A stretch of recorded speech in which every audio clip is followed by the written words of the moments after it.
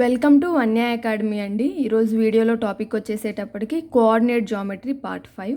మీలో ఎవరైతే part 5 first time చూస్తున్నారో వాళ్ళు పార్ట్ 1 నుంచి పార్ట్ 4 వరకు కూడా చూడండి. ఆర్డర్లో ఉంటుంది, కంటిన్యూటీ ఉండి మీకు ఈజీగా అర్థమవుతుంది. ఓకే, ఈరోజు పార్ట్ 5లో మనం డిస్టెన్స్ ఫార్ములా డిస్కస్ చేసుకుందాం. సో డిస్టెన్స్, రెండు కోఆర్డినేట్ పాయింట్స్ మధ్య డిస్టెన్స్ ఫైండ్ అవుట్ చేయటం అనే టాపిక్ చాలా చిన్న టాపిక్. ఈ పార్ట్ 5తోనే డిస్టెన్స్ ఫార్ములా అలానే దానికి సంబంధించిన ప్రాబ్లమ్స్ కూడా డిస్కస్ చేసుకుందాం. ఓకేనా? డిస్టెన్స్ ఫార్ములా మనందరికీ తెలిసిందేనండి. చిన్నప్పటి నుంచి 2 పాయింట్స్ ఇస్తారు. A x1, y1, B x2, y2. ఈ 2 పాయింట్స్ మధ్య డిస్టెన్స్ ఫైండ్ అవుట్ చేయాలి అంటే ఫార్ములా స్క్వేర్ రూట్ ఆఫ్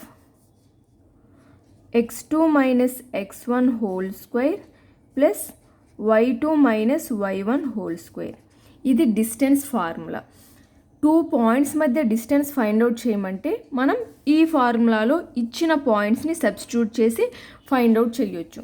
అసలు ఈ ఫార్ములా ఎలా వచ్చింది మీకు కావాలి అంటే చెప్తాను చూడండి. x, y coordinates, axis, x axis, y axis, point x1, point x2, ఇక్కడ y1, y2 ఉందనుకుంటే, సో ఫామ్ అయ్యే పాయింట్స్ ఎక్కడ ఉంటాయండి? ఒక పాయింట్ ఇక్కడ ఉంటుంది, ఇంకొక పాయింట్ ఇక్కడ ఉంటుంది. ఓకే, ఇక్కడ ఫామ్ అయ్యే పాయింట్ x2, y2 అయితే ఇక్కడ x1, y1. మనల్ని ఏం ఫైండ్ అవుట్ చేయమంటున్నారు? ఈ x1, y1కి x2, y2కి ఈ రెండు పాయింట్స్ మధ్య డిస్టెన్స్ ఎంతో ఫైండ్ అవుట్ చేయమంటున్నారు. సో మనం ఫైండ్ అవుట్ చేయాల్సింది ఏంటి?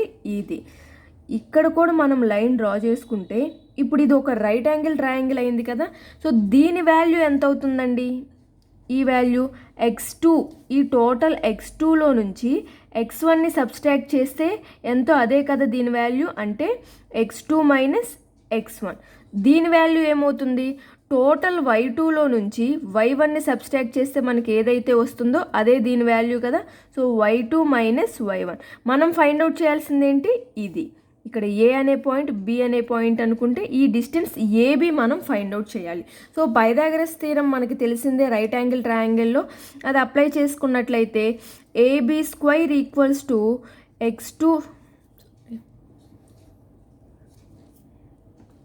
x2 minus x1 whole square plus y2 minus y1 whole square.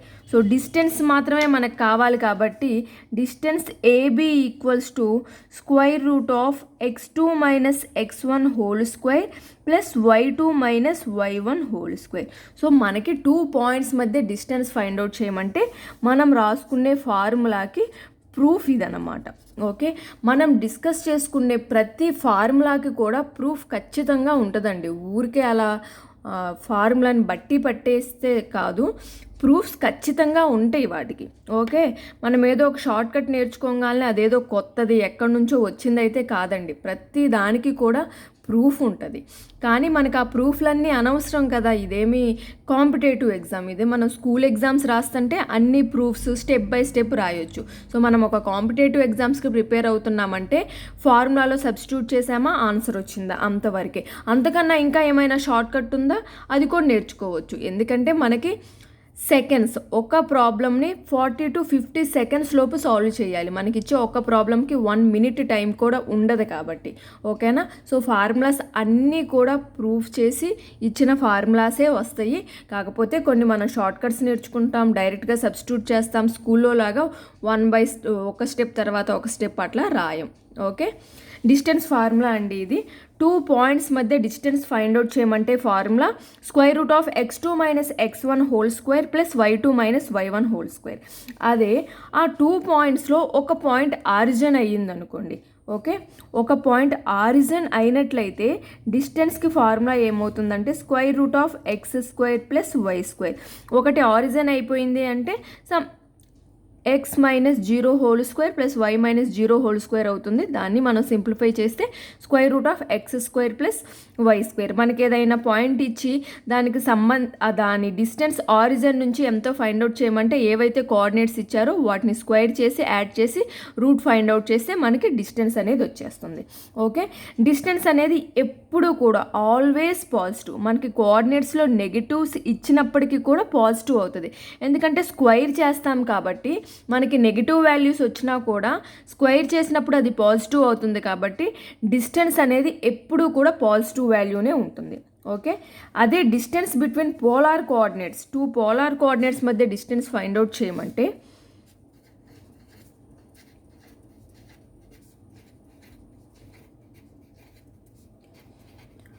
Polar coordinates అంటే ఏముంటాయండి, r1, θ1, r2, θ2.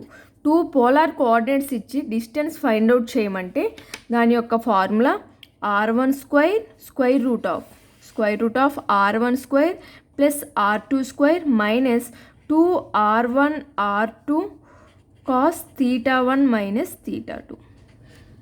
Okay, 2 polar coordinates ఇచ్చి డిస్టెన్స్ ఫైండ్ అవుట్ చేయమంటే ఈ ఫార్ములా. ఓకేనా అండి, డిస్టెన్స్కి సంబంధించి ఓన్లీ 3 ఫార్ములాస్.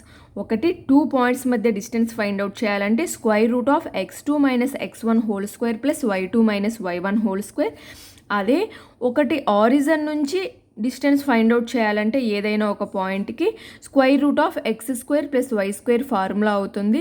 2 పోలార్ కోఆర్డినేట్స్ మధ్య డిస్టెన్స్ ఫైండ్ అవుట్ చేయాలంటే square root of r1 square plus r2 square minus 2r1 r2 cos θ1 minus θ2 formula అవుతుంది.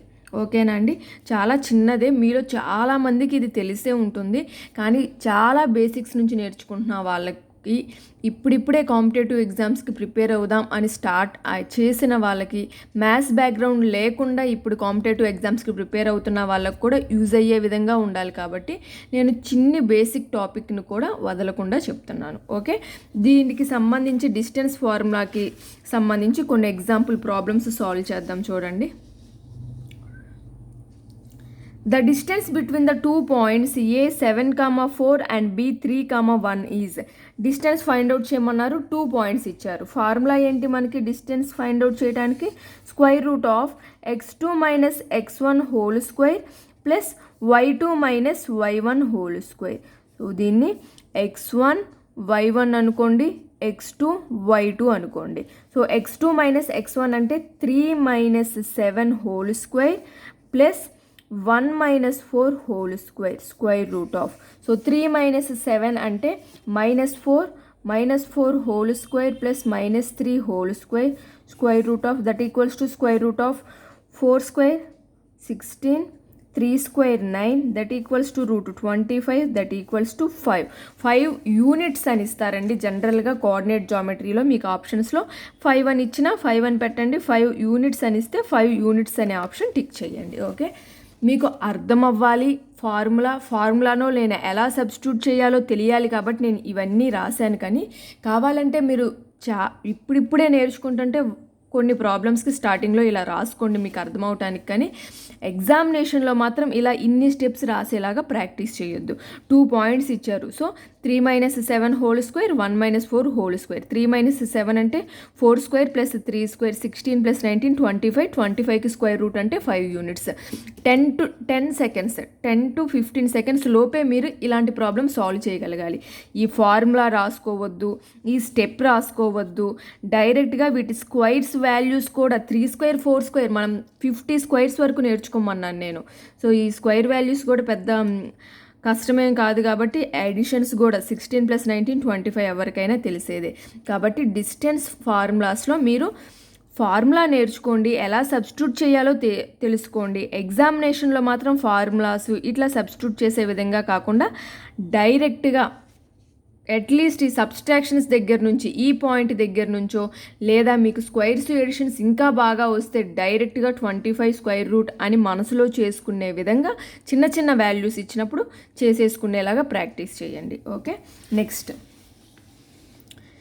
The distance between the 2 points A B comma 0 and B 0 comma A is 2 points ఇచ్చారు. సో మీరు ఇలా ఇచ్చినప్పుడు ఏం confuse అవ్వద్దు, మనకి ఎప్పుడు నెంబర్సే ఇవ్వాలని ఏం లేదు, ఇలా కూడా ఇస్తారు.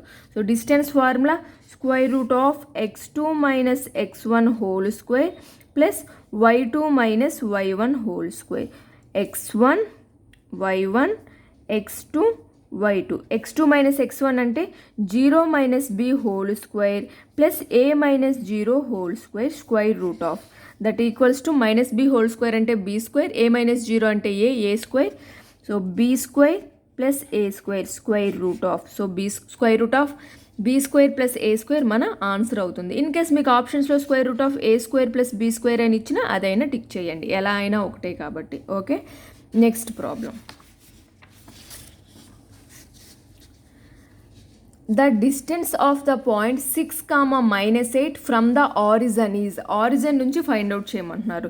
సో ఇది x ఇది y అనుకుంటూ ఆరిజిన్ నుంచి డిస్టెన్స్ ఫైండ్ అవుట్ చేయడానికి మనకి ఫార్ములా ఏంటండి, square root of x square plus y square that equals to square root of 6 square plus -8 whole square that equals to square root of 6 square 36, 8 square 64 that equals to root 100. Root 100 అంటే మనకి 10 units. Okay, so మీకు distance find out చేయమని 2 points ఇచ్చినప్పుడైనా సరే మీరు 1 or 2 steps రాసుకోవచ్చు, కానీ origin నుంచి అని ఇచ్చారు అంటే మాత్రం అది 10 seconds లోపు సాల్వ్ చేసేదండి. స్క్వైర్స్ చేయటం, స్క్వైర్స్ వస్తే చాలు మీరు ఈ డిస్టెన్స్ ఫైండ్ అవుట్ చేసే ప్రాబ్లమ్స్ ఈజీగా ఫైండ్ అవుట్ చేయొచ్చు. 6, -8 యొక్క డిస్టెన్స్ ఫైండ్ అవుట్ చేయమంటున్నారు ఆరిజిన్ నుంచి, కాబట్టి 6 square plus 8 square. So 6 square 36 plus 64 అంటే 100. 100 స్క్వేర్ రూట్ అంటే 10. మీరు మనసులో క్యాలిక్యులేట్ చేసి ఆన్సర్ టిక్ పెట్టే విధంగా ప్రాక్టీస్ చేయండి. ఇప్పుడిప్పుడే నేర్చుకుంటున్న వాళ్ళు అమ్మో మేము చేయలేము అనేం భయపడొద్దండి. నేను అంత ఫాస్ట్గా చెయ్యగలిగేలాగా మీరు ప్రాక్టీస్ చేసుకోండి అని చెప్తున్నాను. మీరు ఇప్పుడిప్పుడే చేస్తుంటే పర్లేదు, ప్రాక్టీస్ చేయండి. ఒక 10 ప్రాబ్లమ్స్ వరకు మీరు ఫార్ములాస్ రాసుకోండి, సబ్స్టిట్యూట్ చేసుకోండి, 1 by 1 స్టెప్స్ వేసుకోండి, ప్రాబ్లం ఏమీ లేదు. స్టార్టింగ్లో మీరు ఆ నెక్స్ట్ లెవెల్కి వచ్చేటప్పటికి ఒకసారి మీరు కాన్సెప్ట్ మొత్తం ఇప్పుడే ఫస్ట్ టైం నేర్చుకున్నప్పుడు రాసుకోండి స్టెప్స్. సెకండ్ టైం మళ్ళీ రివిజన్కి వచ్చినప్పుడు మీరు ఒక ప్రాబ్లమ్ని 5 స్టెప్స్లో చేస్తుంటే ఈసారి 3 స్టెప్స్లోనే చేసేలాగా ప్రాక్టీస్ చేసుకోండి. స్క్వైర్స్, క్యూబ్స్, టేబుల్స్ ఇవి పర్ఫెక్ట్గా వచ్చిన వాళ్ళు కాంపిటేటివ్ ఎగ్జామ్లో తక్కువ టైంలో సాల్వ్ చేయగలుగుతారు. Okay, next. If the distance of the point Px, y from a, 0 is a plus x, then y square is. So px, y ఈ x, y అనే పాయింట్కి a, 0 అనే పాయింట్కి మధ్య డిస్టెన్స్ ఎంత అంటండి, a ప్లస్ ఎక్స్ అంట. అయితే మనల్ని y స్క్వేర్ యొక్క వాల్యూ ఫైండ్ అవుట్ చేయమంటున్నారు. సో 2 పాయింట్స్ ఇచ్చారు కాబట్టి డిస్టెన్స్ ఫైండ్ అవుట్ చేయండి. x1, y1 x2, y2. So డిస్టెన్స్కి ఫార్ములా ఏంటి, square root of x2 minus x1 whole square plus y2 minus y1 whole square. ఈ డిస్టెన్స్ అనేది దేనికి ఈక్వల్ అవుతుంది, ఆల్రెడీ డిస్టెన్స్ ఇచ్చారు కదా మనకి a ప్లస్ ఎక్స్ అని.